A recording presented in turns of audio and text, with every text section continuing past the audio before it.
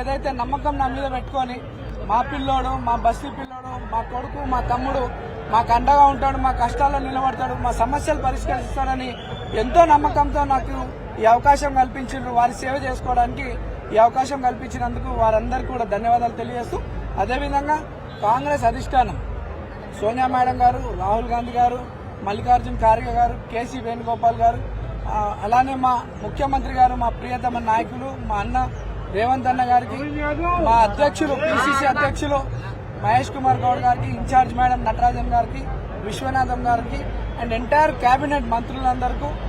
and మా ఎమ్మెల్యేలకి, chairmans కి, మా పార్టీ